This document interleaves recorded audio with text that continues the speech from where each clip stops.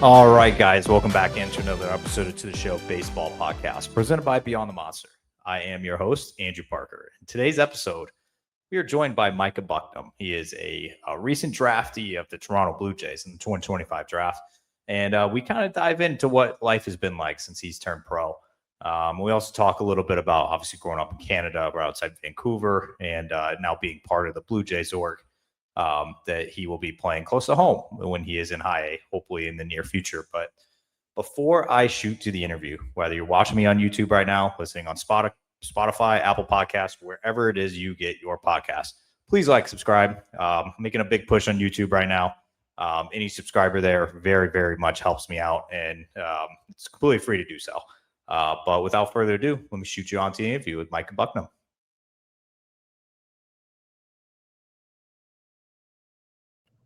All right. I am joined by Micah Bucknam, who is one of the newest members of the Blue Jays organization via the draft last year. And I want to start off, and it's something that I did bring up to you before we started recording.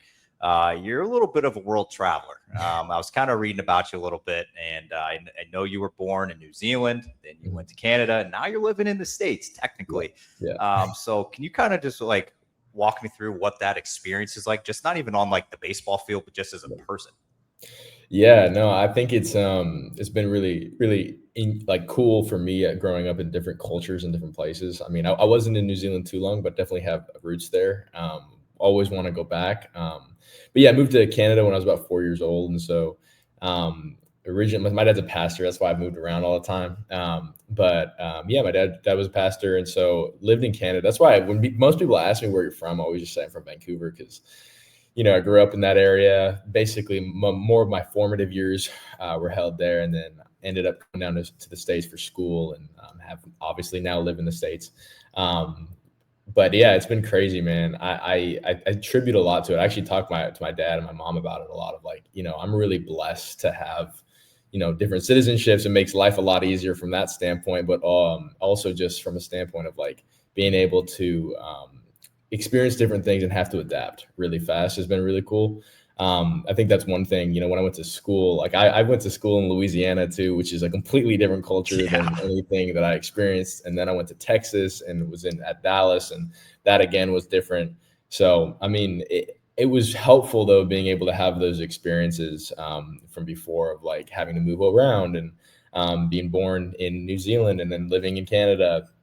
I felt like I was able to adapt pretty well. And obviously now I'm here with the Jays in Florida, and don't know what the season holds, but it's a joy to be able to kind of go where you are. And just, I feel like I'm a, bit of a transient lifestyle and have been my whole life. So yeah, I feel like baseball has been suited for me since a young age with this life.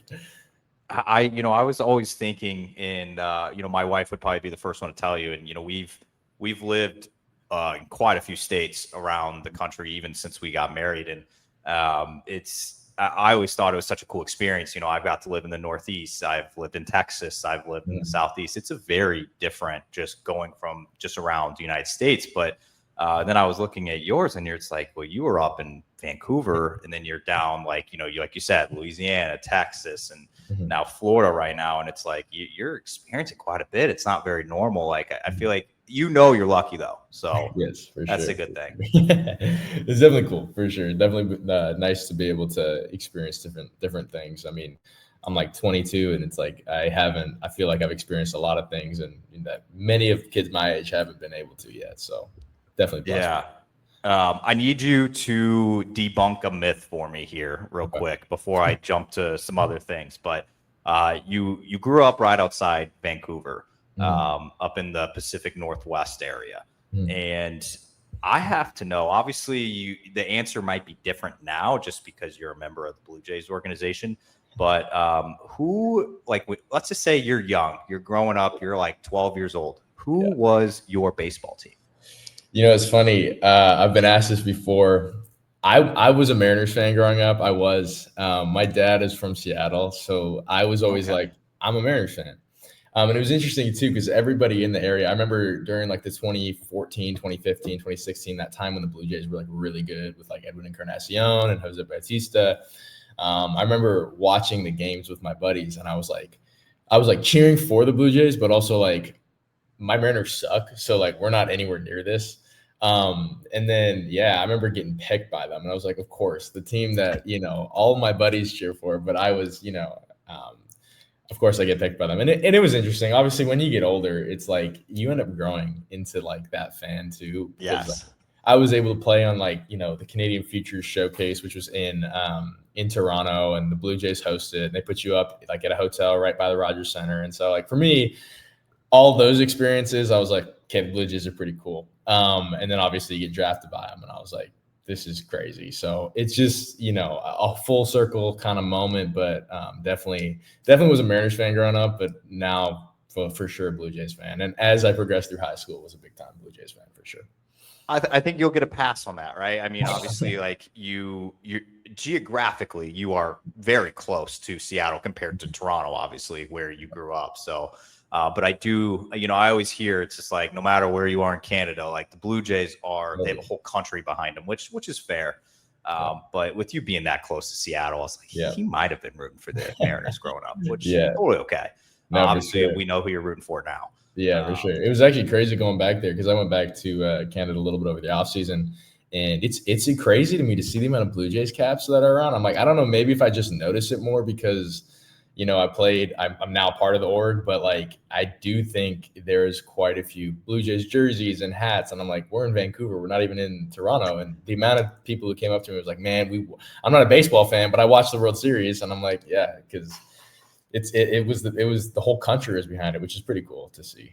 It's what a World Series run will do for you, you know, and obviously they're spending some money this off season, which is awesome to see. And I think that fandom is only going to grow more as they, start, competing again every year in and year out. But all right, let's go back to you. And I know we kind of talked about a little bit about this off air, but you being drafted last summer, and obviously you haven't appeared yet in any sort of game, but you've been at the complex pretty regularly, I'm assuming, up until the dead period, went home for a little bit, and then now you're back. But what has life been like for you since getting down to the complex after the draft? Yeah, I mean, first of all, I remember getting drafted and being like, this is kind of a crazy thing that I get to do this for a living now. Like you get paid, I get paychecks to throw a baseball around, which is pretty cool. And I think sometimes like just growing up, all my friends, like I've just been in this world, feel like for so long. And so like all my friends played professional baseball, and then their friends played professional baseball, and their dads were Hall of Famers and whatever, And so it's just like, you just know people. I mean, Hall of Fame ballots maybe. But anyways, you just know people. We're going to get to who is that, by the way? That was Andy Pettit. I played at DBU with Luke Pettit, who Andy Pettit's kid. So anyways, but it is interesting how like that is just what it is. And then I remember even going back a little bit over the break and just meeting people and talking to people, and they're like, you're a professional athlete now. And I think it's like, that is. And so it's been an adjustment for sure. It's been cool, I think, in that standpoint to be like, hey, this is my job now. I get to do this for a living. And it's pretty enjoyable from that standpoint. I also think from the standpoint of just being able to be down here, it's been amazing. I mean, like the place, I couldn't have asked for a better spot. From the facility. I know we talked about that a little bit off air, just talking about the facility of like how amazing it is. Like seriously, I mean, being a young guy in an org, there's not always the facilities like this. And especially like being able to move your way up, like I feel like they have everything like at the facility that you need to develop and get better as a player. And so it is pretty cool to be able to be there. I mean, my days are pretty chill. You show up, I mean, it's just training, right? So like you're throwing as much as your body allows you to, and you're lifting pretty heavy. But no, I definitely feel like I'm grateful that they kind of like brought me in and have trained with me pretty consistently, because I'm like, I feel stronger, feel faster. All those things have added up. And it is interesting how like if you do something for your job for about 8 months now, it's like, you see some strides without other distractions and stuff. You don't have to focus on school, you just get to do baseball. So yeah, it's been a good time. Are you getting the itch yet? Because I feel like this could be and correct me if I'm wrong, but I saw you played some summer ball in the Cape the past few summers. Obviously not last year because of the draft, but you've been now off for I'm assuming one of the longest times you've been out of like not pitching in a competitive game. Is that correct? Yes, yeah, for sure. You do as a competitor, you just kind of get to the point where you're like, I'm ready to compete. Like I'm ready to just do this now. Like you train so long for it. It's like, I want to do the thing that I'm training for. It's like training for, like, I understand, like, I don't understand how Olympians do it. Like 4 years, Yeah. man, and you're like competing, sparsely in that time too. I'm like, man, and all you're doing, even if you're like a 100-meter runner, like all you're doing is training for that 100 meters, that less than 10 seconds potentially, to for 4 years is crazy. And so for me, I'm like, I've done this for 8 months and I haven't even like thrown a competitive pitch yet. And I'm like, man, I just want to get back and pitch. But people keep telling me, they're like, hey, it's a long season. You're going to get your fill. Like, be ready for it when it comes. And so I'm definitely excited for it though, because, getting ready to go back to it and there's no better feeling than punching a ticket, man. So there's no better feeling. I love that. So I love that phrase. Mhm.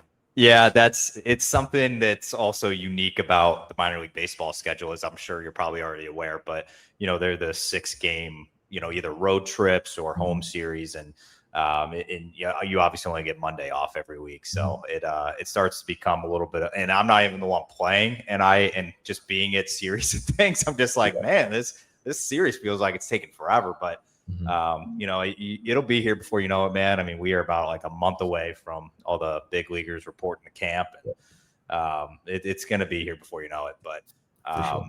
I have to ask too. Obviously, you haven't thrown a pitch yet in professional ball, as you said.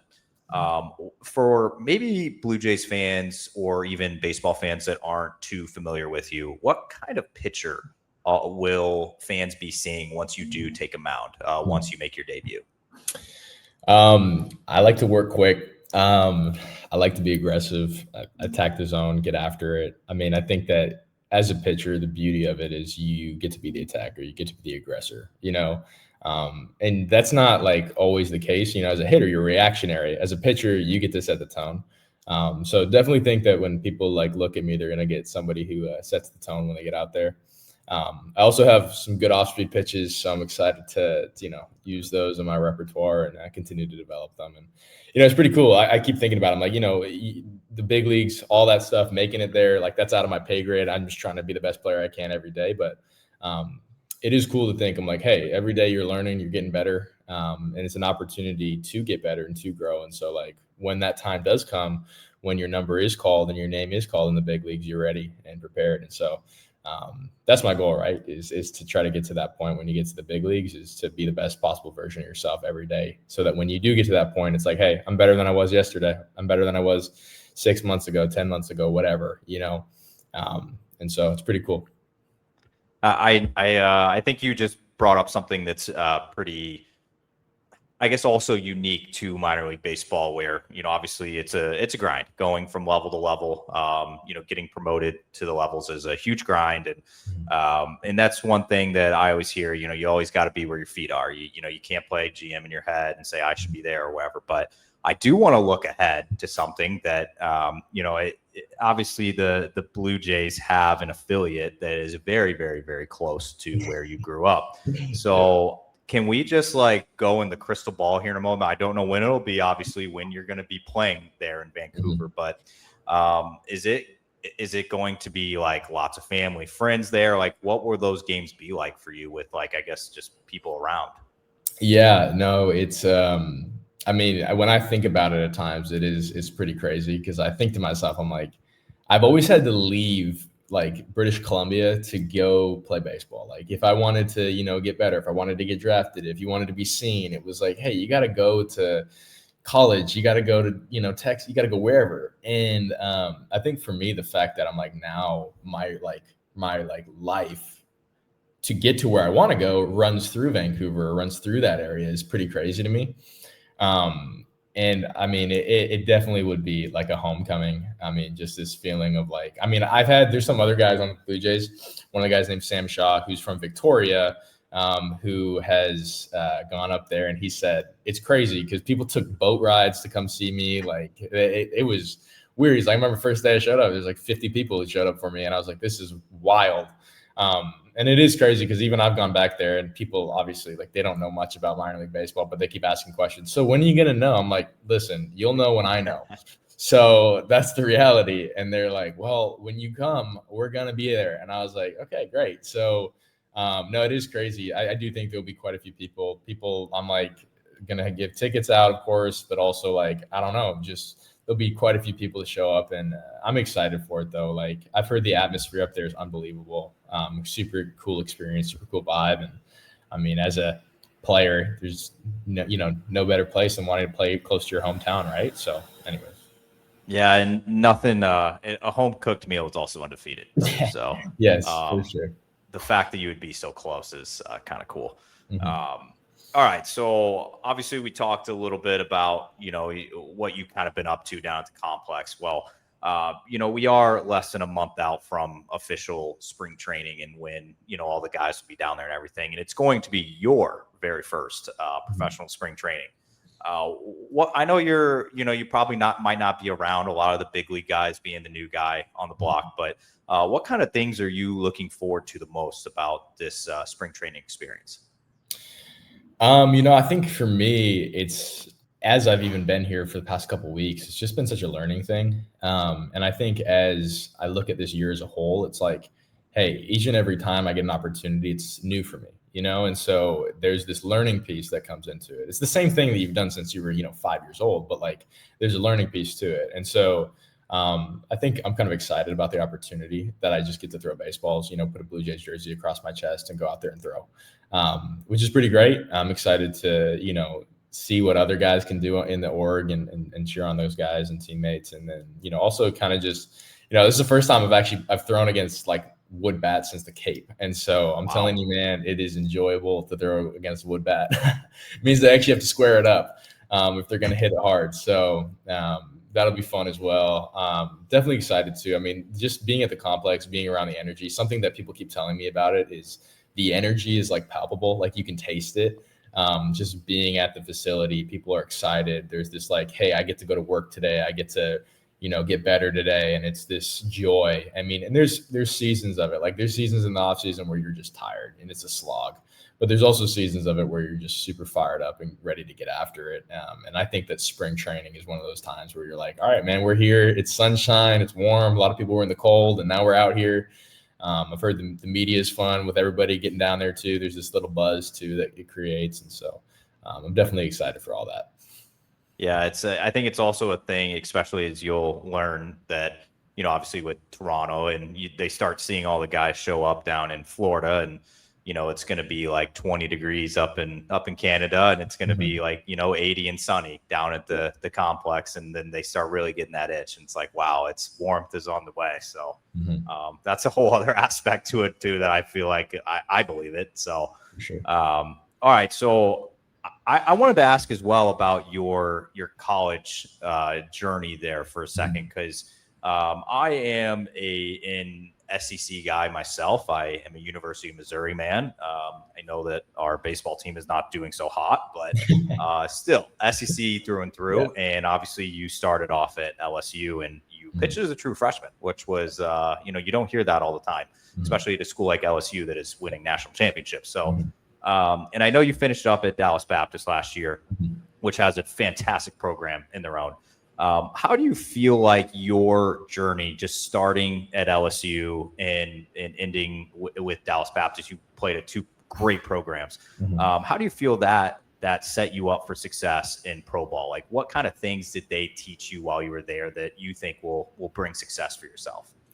Yeah, I think that it's such a learning thing. Like when I got into college, especially as a freshman, I remember showing up and you're just like, you don't know what to do. Like you have no idea. You don't have a routine. You don't have all these things. You've done things in high school, but like this is a whole nother beast. It's a whole nother animal. And I think going to those two programs, especially the caliber that it is, not only did it teach me how to work hard, but also taught me like, hey, if you just do the things that you're capable of and you build the foundation, you're going to be fine. Like you go into pro ball, you're going to execute the same way that you did in college. You're going to go out there and be even better. And I think that that's one of the big things. Like when you go to a bigger school, number one, you realize that there's a lot of other guys out there who are just as good as you or better.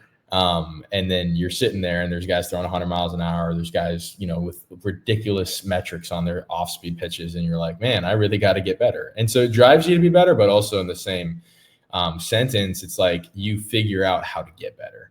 And so, we always said it at school, especially at DBU, they would always say like, hey, winners find a way. And I think that like that kind of rings true of just like you do find a way. If you make it to the end, there's going to be outings where you don't have your best stuff. There's going to be outings where you have your best stuff. And either way, you find a way.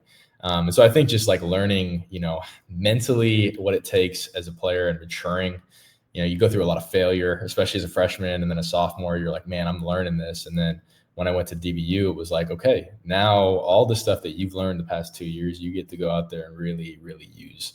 Obviously had great people and great coaches along the way help me get to that point. But like, I'm excited to kind of, exercise that now in pro ball because, showing up day one, I'm not like fazed by seeing, big leaguers walk into the, to the complex or seeing guys who were first rounders, whatever. It doesn't matter because like I've played with first rounders. I've played with, second rounders. I've played with a lot of really good guys. And so there's that kind of feeling that kind of it's not as big as it seems. And you realize they're just people too. And there's that joy of like, hey, maybe I'm going to be one of those people shortly too. Right. So, yeah. Yeah, I always, everybody always says development in baseball is not linear. No two paths are the same. You're gonna share a locker room with first round picks. You're gonna share a locker room with undrafted guys. It's you guys are all in the same spot too. So, all right. So I have a few questions left, and I'll let you slide. They're non-baseball. I like asking some of these just to get to know you a little bit off the field. Nothing too crazy though, but. As you will learn, and we talked about this earlier, you have every Monday in minor league baseball is an off day. So let's just say you're not at the complex, you're not on a bus ride somewhere, you're just chilling at home. Like, what are you doing with your free time? Well, I think it depends on where I am. If I'm I'll do one. If I'm in Florida, it's normally during that time of year. If it's the spring, man, it's amazing. You want to go to the beach or something like that. Typically get out of the house, get out of the hotel, go for a walk, do something different. Typically, even down here in Tampa area, I try to go to like St. Pete or go to like Tampa, just get out of your area. I think it's really healthy and it's nice too. Typically me and my wife will go and we'll grab some food or something like that somewhere else and treat it like a date day typically, which is, always a good time too, because you don't always get those like that downtime in the season is super busy. So yeah, that's definitely something that I would probably do. It's just either go to the beach or go hang out. But if I was, elsewhere, man, I love exploring. I love seeing new spots. And so I think that, if I have the energy, if I didn't pitch the day before or whatever, like I'd love to go and, explore the town and city that you're in. I think that it's pretty cool that you get to go to multiple different places and just figure it out. So yeah, it's pretty fun. You might be in trouble here because you're a pitcher in pro ball, and I didn't hear that you're going to golf on the off day. It's actually crazy. I've come down here, and one of my friends from back home, he asked me a question. He's like, so as soon as I went back, he was like, so what's your handicap? And I was like, what do you mean? And he goes, Whoa. You're telling me you haven't golfed like every day since you've been down in Florida? And I'm like, no. Here's the issue. I struggle. I'm like, man, I don't. It's expensive to start getting into it because I know that once I get into it, I'm gonna get hooked. And I'm like, man, I need to be careful with that, especially being married. I'm like, man, I'm not gonna see my wife if that's the case, So yeah, it's a real thing, man. It's but you are going to be in the minority, especially in some of those starting rotations. A lot of them like to go golfing on the off day during the summer, so you might have to start picking it back up at least in season. I think I will. All right, I have a question that I'm very curious about myself. With you being born and raised up in Canada, I have to ask, what do you miss the most about Canada here in the States? And I'm more curious about the food scene as well, but then you can also expand on that if you want. Well, okay, I know this one's gonna sound a little crazy, but like I've lived in the States for the past 3 years, and I've been in very sunny climates. So for Okay. me, being from the Northwest, I never thought in a million years that I would miss the rain. I never thought that. But I Interesting. do. I miss the rain a little bit. I miss because it's never like pouring there. It's always just like kind of sprinkly and a little foggy. So in the fall and the winter, it's so nice because it's cozy. You get to sit at home. So I Yeah, miss that's that fair. part of it. I definitely miss the mountains. That's amazing out there. From a food standpoint, I mean, I don't think I think I can't like it's un-Canadian of me to not mention Tim Hortons. Like I think like it would be un-Canadian of me. They have this thing. It's called a farmer's wrap, and it's like I typically get the bacon one, but it's like bacon, hash brown, like chipotle mayo and cheese and egg. Oh my gosh, it's Okay. really good. It's really good. And so yeah, I think that there's that, and then obviously a couple local spots up there. There's a place called Cactus Club Cafe that's pretty good. But yeah, I mean, definitely miss just it's what you grew up with, right? So like, when I walk outside, there's just this like kind of feel that I'm like, oh, I know exactly what I'm gonna do. Even when I go to Toronto, like I mean, I used to fly over there for Team Canada stuff, and I'm like, dude, I feel like I'm in Canada. Like I just know I'm in Canada, and I don't know what Yeah. it is. It's just this vibe you get. So I definitely miss that vibe. It's what you're used to, Okay. Yeah. Well, I will give you a little heads up, which I'm sure you already know, but obviously the Blue Jays Double A is in New Hampshire, Mhm. and I lived in New Hampshire for a little bit recently, and Mhm. there are Tim Hortons in New Hampshire, in near Really? Manchester, and and there's mountains and there's a ton of rain, and I Oh think you would wow! actually enjoy it. So Oh wow! You're selling I me. think New Hampshire's great, man. I thought it was incredible, but. You're selling me on Um, it.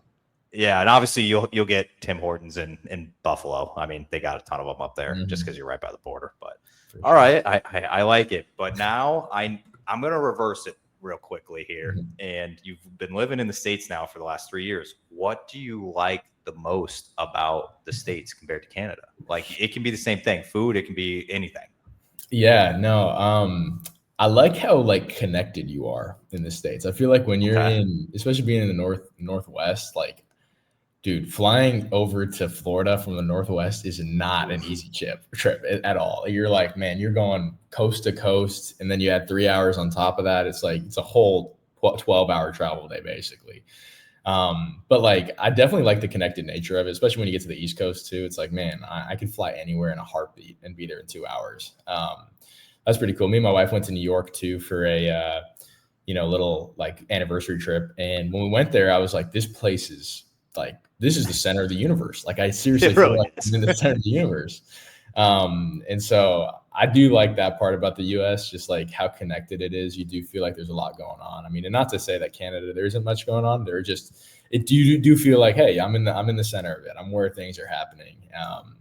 And yeah, I love how also too in the States, each state it's like its own country. Like it really is. Like It is insane, to be yeah, honest. it's crazy. Like you go to Northeast, different type of people. You go to Southeast, different type of people. You go to Florida, different type of people. And so it's like everybody's just a little bit different, and I love it though because all those differences and different cultures are like, if you were to split them up and have their own countries, it'd be pretty cool. So, but no, I'm grateful that it's one place too. So it's cool to be able to travel like that.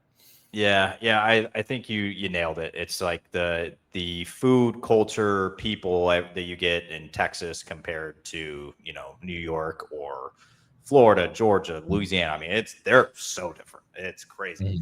Mhm. I've learned that. I've lived in about 5, 6 different states myself, and it's vastly different. Mhm. But it is a cool experience though. So you get to try new things and have new experiences like that. All right. I have one question left for you, and I will let you slide here.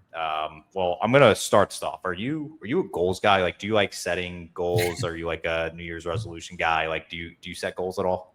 I feel like being a professional athlete, you kind of have to be, like you have that Yeah. idea of like, I want to get better every single day. So if I don't set goals, then I'm probably do something different or something wrong. But Okay. yes, to answer long story, yes, I do set goals.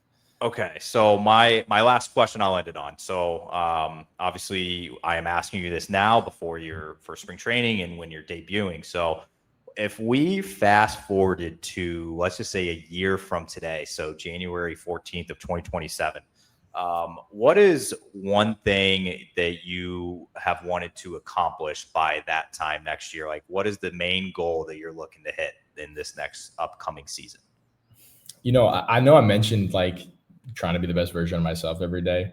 Um, I think for me, one of the things that I really like, if I look back at this year as a whole, I'd be like, man, I got better, like a lot better. And I know it's hard to quantify that of like, what does that look like? But I think for me, just like, I know what I'm capable of. And so being like, hey, I accomplished what I was capable of. Like I went out there and I shot for the moon. And even if I, didn't hit that, at least I went out every single day and was the best version of myself. So, it's hard. Like I told you, like it's hard. I don't want to play GM. Like I don't know where I'm going to be. You don't know what it's going to look like. And I'm trying to really sit in that. But there's also those goals and dreams too. Of like, man, it'd be really cool to play in Vancouver. It'd be really cool to play in New Hampshire. Really cool to play in these places. And I know some of the guys who've moved up through the system and stuff, and they've had some good success. And so it's like I'm happy and grateful to be in an org that promotes from within and loves their guys and wants to see their guys flourish too and challenge their guys too. So I think if I look back at it, I'm like, man, I want to be challenged every single time I go out and pitch. Like if you're going out there and you're dominating, of course it's fun. But like if you do that over and over again, you're probably not in the right level, So you get to a point where it's like, hey, you play yourself into whatever you want to do. So I'm really excited about, the future of what this year holds and looking forward to seeing what that is. But no, I can't wait. All right, Michael. Well, I'm gonna have you on next offseason after your first year. We're gonna run this back, and I'm gonna ask you if you hit that goal or not. And I well after you hit a career high in innings pitched this year and everything, you're gonna be a little worn out when we do this next podcast, but you're probably gonna be in an awesome spot. So, Mike, I very much appreciate hopping on and doing this, and we are wishing you best of luck this season. But thank you again for doing this. Yeah, thank you so much, man. I really appreciate it too. So.